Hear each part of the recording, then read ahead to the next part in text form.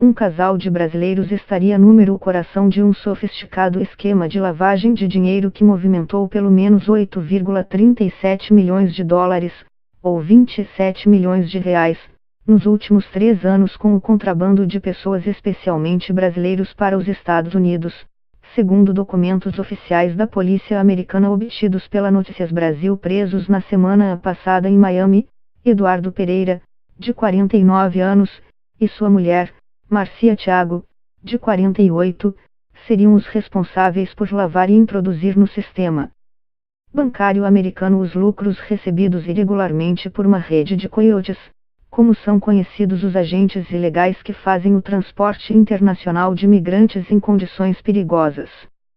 Diferente do tráfico de pessoas, que pode envolver exploração sexual, escravidão ou venda de órgãos, o contrabando de pessoas acontece quando organizações cobram para burlar leis de imigração e levar pessoas para outros países, com o consentimento dos viajantes. Em um mandado de prisão de 32 páginas, a Força-Tarefa de Lavagem de Dinheiro do Condado de Brevard, na Flórida, aponta que os brasileiros seriam donos ou titulares principais das contas bancárias de 4 empresas de fachada, todas criadas para fazer circular os lucros da rede de coiotes que cobravam entre $15 mil e $20 mil, ou R$48 mil a R$64 mil, para brasileiros que quisessem migrar para os EUA pelo sul da Flórida. Normalmente, a pessoa contrabandeada era levada de avião do Brasil para o Caribe, onde não há obrigatoriedade de visto de viagem, e depois era levada de barco para o sul da Flórida, afirmam os detetives no documento. De lá, a organização levava as pessoas contrabandeadas de carro para Nova Jersey e Pensilvânia, normalmente seu destino final. Na maior parte dos casos, o pagamento ou parte significante dele era realizado já em solo americano, geralmente em dinheiro, por amigos ou familiares, após a chegada em segurança, aponta o documento. Pereira e Thiago estão presos em Miami. Por ordem da juíza Mindy Glaser, que ordenou a prisão, o casal poderá ficar detido em prisão domiciliar se pagar fiança de $300 mil, quase R$1 milhão, cada um. Eles também precisarão provar que o dinheiro usado para esse pagamento veio de uma fonte legal. A Justiça Estadual da Flórida, responsável pelo julgamento dos brasileiros, afirmou à Notícias Brasil que os dois participarão de novas audiências judiciais em 22 de fevereiro. Procurado pela reportagem, o consulado brasileiro em Miami afirmou que está acompanhando a prisão dos brasileiros, a exemplo do que fazemos nas situações de detenção de nacionais. Questionado sobre a situação dos acusados, o consulado disse que nenhum dos nacionais fez contato com o consulado geral até o momento para solicitar assistência e que, por questões de privacidade, existem limites nas informações que podemos transmitir para a imprensa. Os advogados de Eduardo Pereira e Marcia Thiago não foram localizados até a publicação desta reportagem. O trabalho da Força-Tarefa da Flórida é parte de uma iniciativa maior, conduzida pelo Departamento de Segurança Interna dos EUA, chamada Operação Rota Caribe. Segundo o governo americano, a organização criminosa da qual os brasileiros fariam parte está associada a 61 flagrantes de imigrantes ilegais em embarcações provenientes de países como as Bahamas com destino à Flórida desde 2007. Ainda de acordo com o Escritório de Investigações do Departamento, a organização teria sido responsável pela vinda de 5.000 estrangeiros para os EUA por ano, sempre em condições precárias de segurança.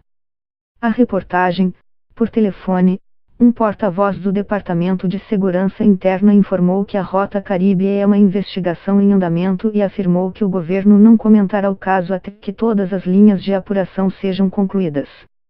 Em novembro de 2016, ainda segundo o documento do governo do EUA, uma embarcação associada ao esquema, e contratada por um brasileiro ligado ao casal preso em Miami, se perdeu no Mar do Caribe com 19 pessoas incluindo brasileiros, cubanos, dominicanos e americanos. O mesmo homem teria comprado outros 2 barcos nos Estados Unidos, com apoio dos 2 brasileiros presos. Braço brasileiro da Operação Rota Caribe, a Operação Piratas do Caribe, da Polícia Federal, apura a presença de coiotes em solo brasileiro desde janeiro do ano passado. Pelo menos 4 pessoas foram presas por envolvimento no esquema, em Minas Gerais e em Rondônia. Segundo a PF, 12 brasileiros viajavam na embarcação desaparecida após sair das Bahamas rumo aos EUA. Eles viviam nos estados de Minas Gerais, Pará, Paraná, Rondônia e São Paulo. Em audiência pública realizada na Câmara dos Deputados, em dezembro, o delegado-chefe da operação, Rafael Badio, disse que as investigações continuam e que a principal suspeita é que a embarcação desaparecida tenha naufragado no caminho para o Mar da Flórida. Tudo indica que houve um naufrágio. Não estou afirmando com certeza, disse Badio durante a audiência.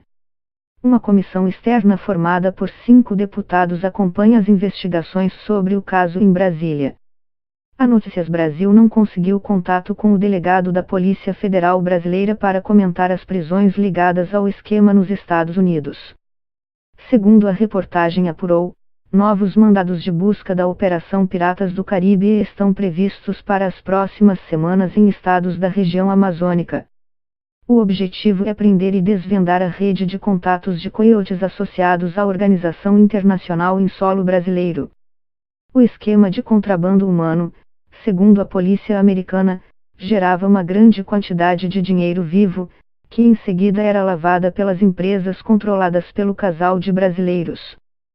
Segundo o documento da Força Tarefa dos EUA, a dupla presa em Miami mantinha cúmplices em empresas nas áreas de construção civil e limpeza para o processo de lavagem de dinheiro do contrabando de pessoas. As investigações dos detetives apontam que Pereira e Thiago passavam dinheiro vivo para empresários pagarem funcionários contratados ilegalmente. Assim, os patrões conseguiam manter a existência dos funcionários em segredo. Eles se beneficiavam usando o dinheiro do contrabando de pessoas para pagar os funcionários ilegais sem precisarem usar seus próprios fundos, evitando grandes saques que poderiam chamar a atenção de autoridades, aponta o mandado de prisão. Em troca, esses empresários contratavam pequenos serviços das empresas de fachada do casal brasileiro, devolvendo o dinheiro ilegal de forma limpa. Era um esquema de benefício mútuo, afirmam os investigadores. Todas as partes conseguiram evitar a identificação de irregularidades.